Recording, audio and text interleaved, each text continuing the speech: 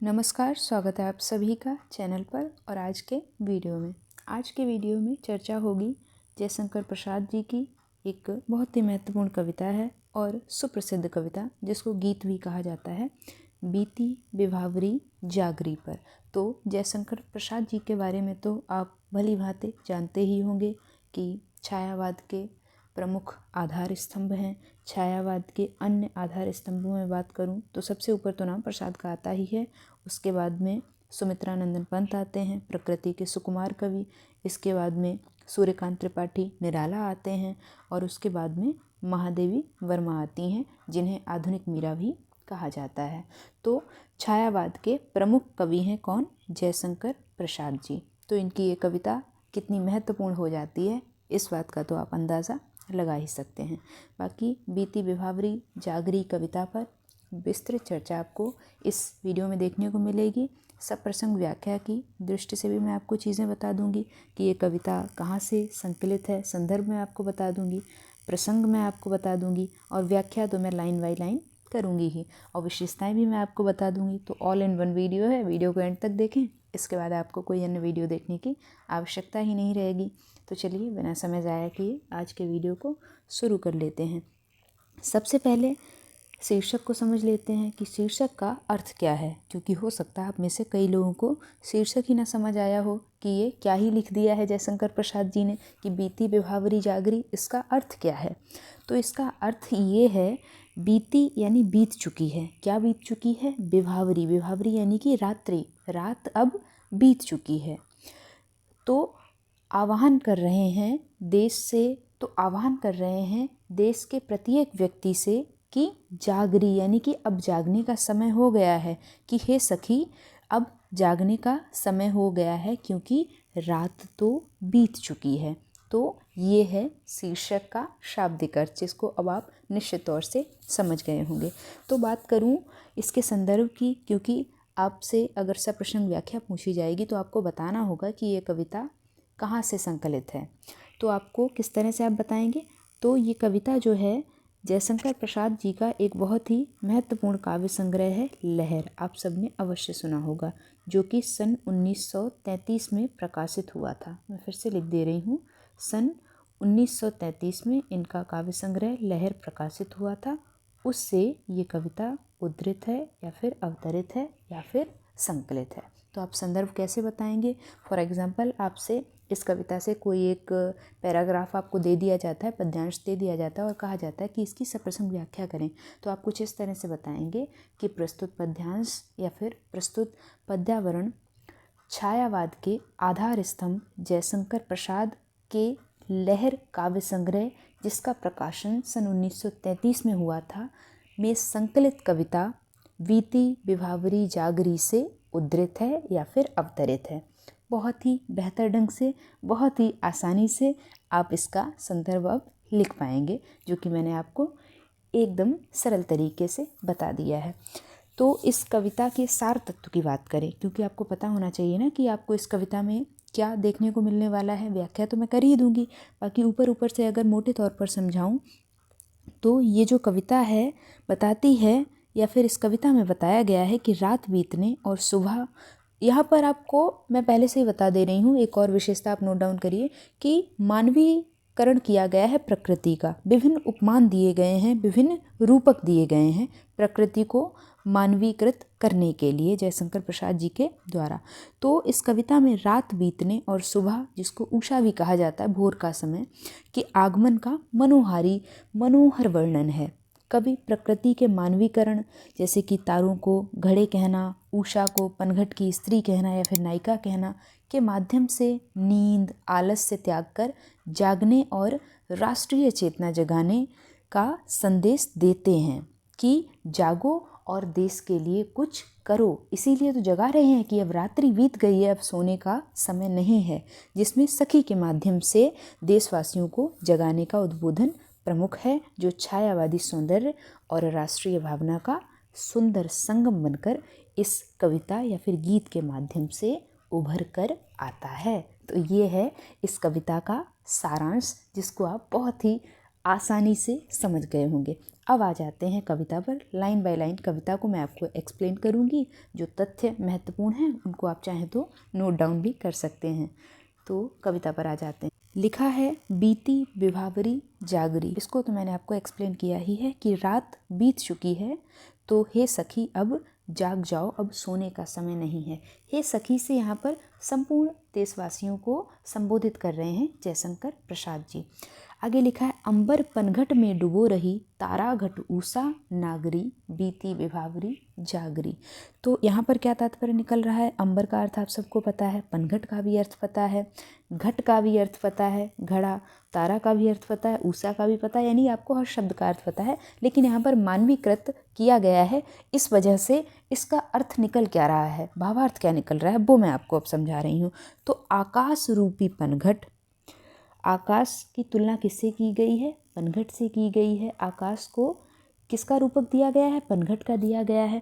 तो आकाश रूपी पनघट में कैसा प्रतीत हो रहा है? सुबह का जो भोर का समय है वो ऐसा प्रतीत हो रहा है कि मानो आकाश रूपी पनघट, यानी पनघट क्या होता है? पानी भरने का स्थान, जहाँ पर पानी भरा जाता है या फिर जहाँ से पानी भरा जाता है।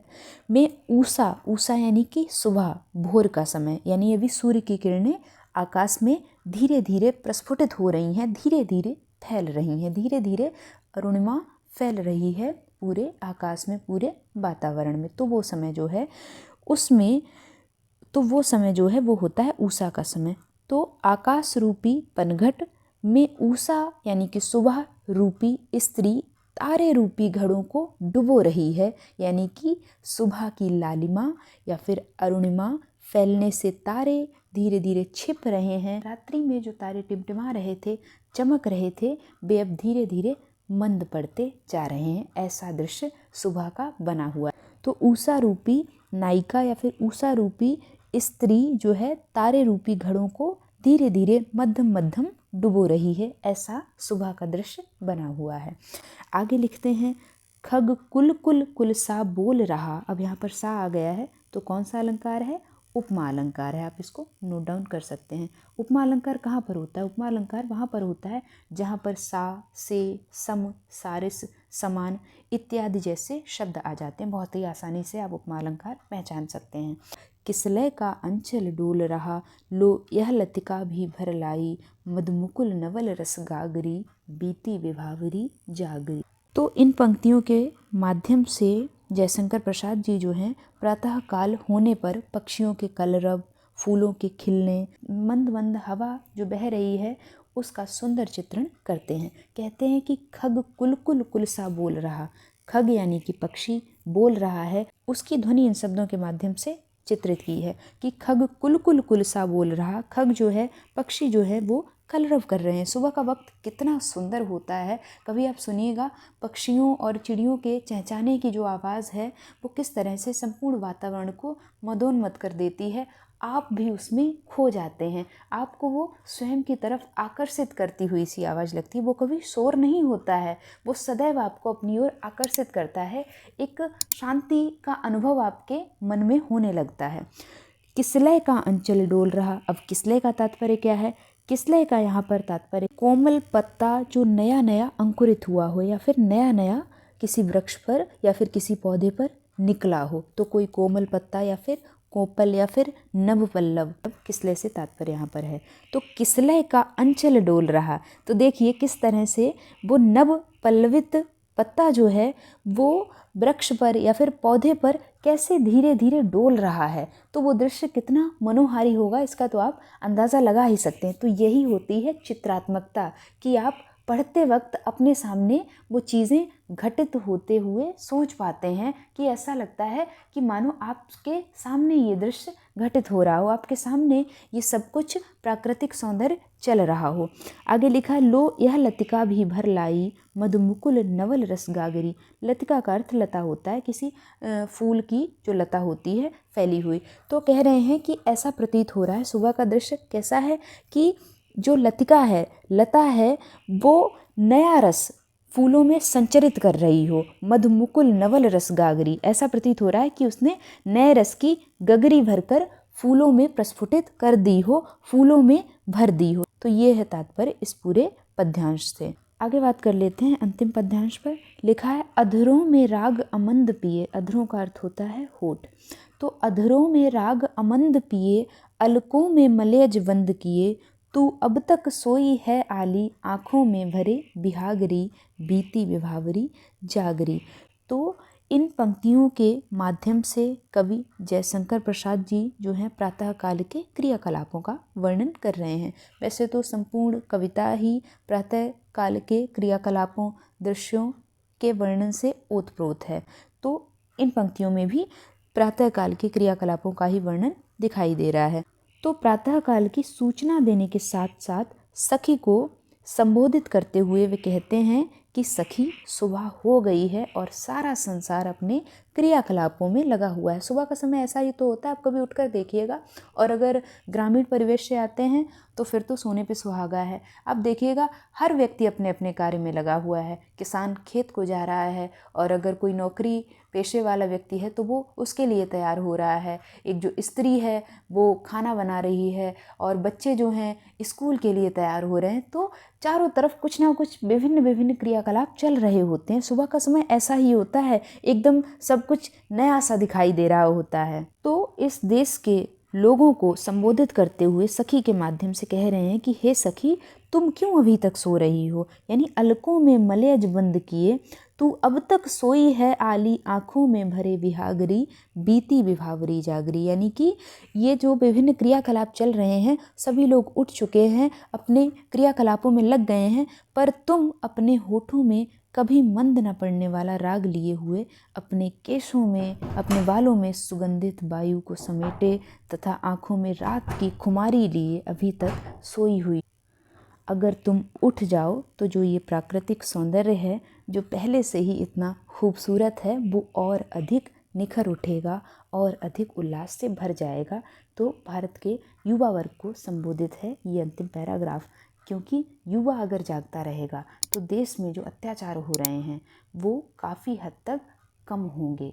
तो इन पंक्तियों के माध्यम से ये अर्थ निकल रहा है। तो ये तो थी आपकी जयशंकर प्रसाद जी की बीती विभावरी जागरी कविता की सप्रसंग व्याख्या या फिर लाइन बाय लाइन एक्सप्लेनेशन। अब कुछ विशेषताओं पर भी बात कर लेते हैं। तो ये जो कविता है, सबसे पहला बिंदु, और मैंने आपको ऑलरेडी बता ही दिया है कि प्राकृतिक सौंदर्य और मानवीकरण इस कविता में दिखाई देता है। और जो जो रूपक दिए गए हैं वो तो मैंने आपको पढ़ाते समय बताए ही थे, तो आप इस बिंदु के साथ में वो रूपक भी यहाँ पर बताएंगे। इसके बाद में आगे बात करूँ तो प्रकृति में क्या हलचल है, सुबह का वक्त कैसा है, जो पक्षी कलरव कर रहे हैं वो भी यहाँ पर दिखाई देता है। तो ये इसकी भावगत विशेषताएं हैं, क्योंकि जब आपको विशेषताएं बतानी होती हैं तो वो भाव पक्ष और कला पक्ष यानी शिल्पगत विशेषताएं और भावगत विशेषताएं दोनों ही बतानी होती हैं।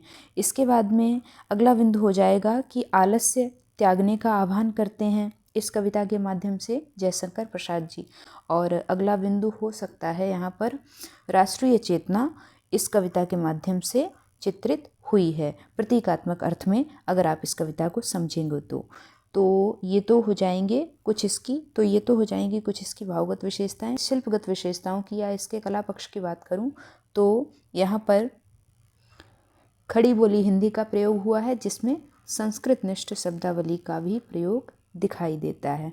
इसके बाद में मुख्य अलंकारों की बात करूं तो इस कविता में मुख्य अलंकार जो हैं रूपक अलंकार, जैसे कि अंबर, पनघट, ताराघट।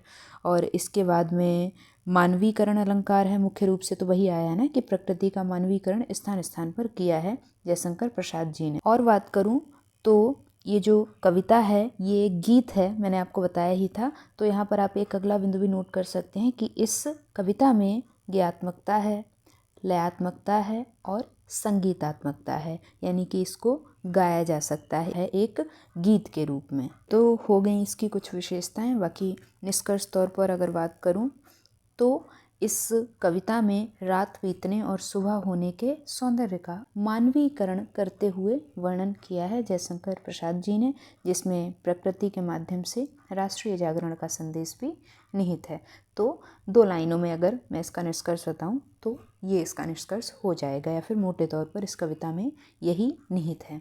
तो वीडियो को यहीं पे एंड करती हूँ। आई होप आपको चीज़ें अच्छे से समझ आई होंगी। मैंने लाइन बाय लाइन आपको एक्सप्लेन की है कविता। कोई डाउट या क्वेरी है तो कमेंट सेक्शन आपके लिए ओपन है। और अगर आप मुझसे कोई सुझाव लेना चाहते हैं, अगर मुझसे व्यक्तिगत तौर पर जुड़ना चाहते हैं, तो आप मुझसे इंस्टाग्राम पर जुड़ सकते हैं, जिसकी लिंक आपको वीडियो के डिस्क्रिप्शन बॉक्स में मिल जाएगी।